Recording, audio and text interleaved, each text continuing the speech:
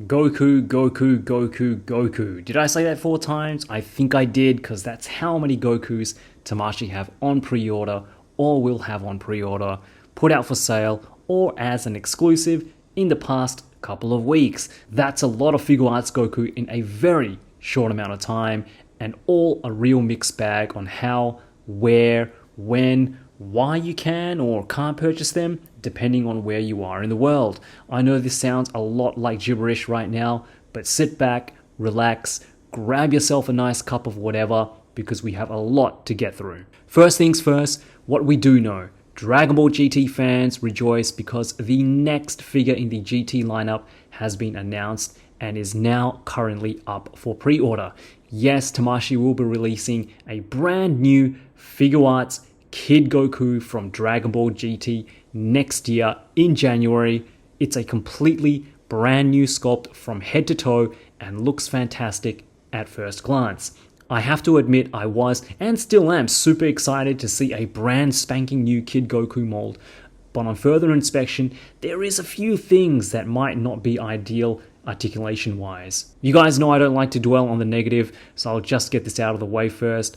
As clean as the arms on Goku look, it doesn't seem like there is any bicep swivel, which leads me to assume that the reason Goku looks a little off in this pose is due to the lack of swivels in said arms.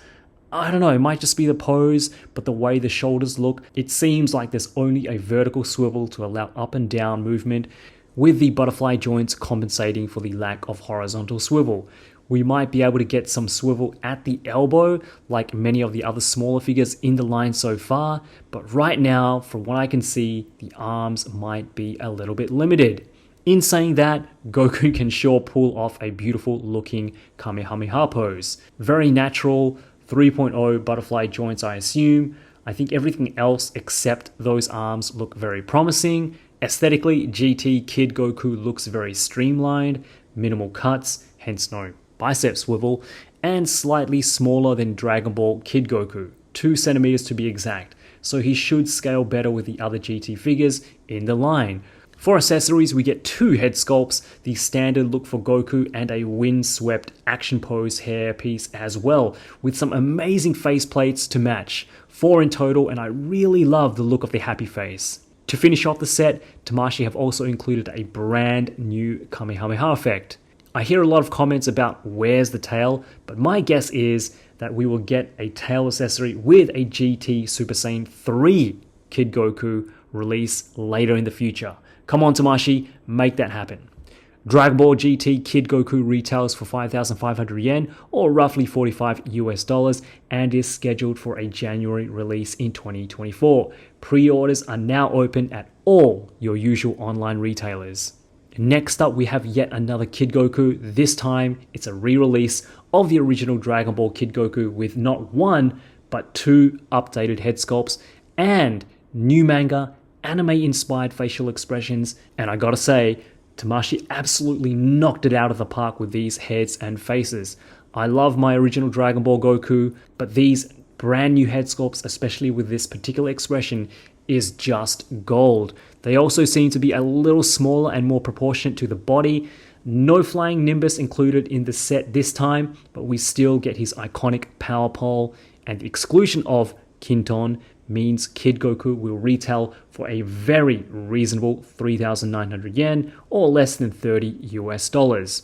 Unfortunately, this is a Tamashii Nations pop-up store exclusive, so you can only purchase Goku in countries where there are Tamashii pop-up stores like the US, Japan, and I believe other parts of Asia. Son Goku, the Innocent Challenger, will be on sale at August 4th at selected Tamashii pop-up shops. So I know you guys are getting tired of me saying exclusives, and I'm getting pretty tired of saying it myself, and the next 2 are unfortunately just that. To celebrate V-Jump's 30th anniversary, if you don't know what V-Jump is a monthly magazine publishing of everything Shonen Jump here in Japan. In collaboration with Tamashii Nations, have released 2 exclusive items. The first is a re-release of 2021 New York Comic Con Kaioken Super Saiyan Blue Goku minus the aura effect. The figure will be repackaged in a limited box and sleeve with exclusive art by Toyotaro, and to purchase this item, you'll need to purchase a V-Jump July edition. Register your details and place your order through a special site I assume the magazine will provide. Retail is about 6,000 yen and will ship out at the end of the year.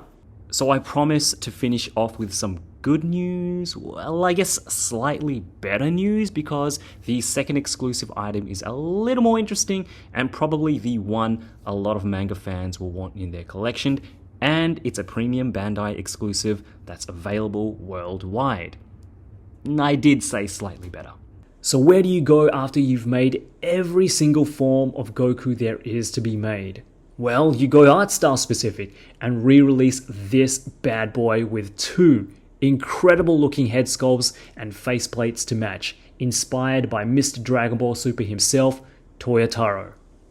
Okay, I know Tamashii haven't made every single Goku there is to be made, although at times it does feel like that a little, but if you're going to re-release a figure or make use of a body that hasn't been overly recycled, then you're going to want to be doing something like this. I'm sure I'm not the only one to say this, but I've wanted art style specific figures for years now. I'd say as far back as when Saiyan Raised on Earth was released. Now you all know I don't like being a negative Nancy, and I feel like I'm always picking on poor old Saiyan Raised on Earth Goku to make a point, but the biggest reason I dislike that figure is because it's just so generic and plain. I know this is the base form Goku for a lot of collectors, and that's totally cool, but for me, it's 1.0 Goku all day, every day. I know I'm kind of getting off topic here, but if there's anything that makes a good figure great, it's the head sculpts. And these little beauties are some of the best translations from manga to plastic I have ever seen. The body is the same as the original mastered Ultra Instinct Goku we got back a couple of years ago, but the new head sculpts, 2 in total, a base head and an in-battle windswept hairpiece, as well as the inclusion of the art style faces, just makes all the difference. I mean, I love the original head sculpts and faces, but this just gives the figure a totally different vibe. Toyotaro Mastered Ultra Instinct Goku will also come with a mini, full-colored encyclopedia filled with every s.h.figuarts Dragon Ball release to date. Tamashii have stated in their Tamashii account that this will be available via Premium Bandai worldwide, with full details on retail and release dates coming in early August. And that's it for now, but I will be back very, very soon as San Diego Comic-Con 2023 starts tomorrow, and there's already a ton of news to cover, some very, very exciting reveals, so make sure you come back for my coverage on all things s.h.figuarts Dragon Ball and more. See you in a bit, guys. Yoroshiku.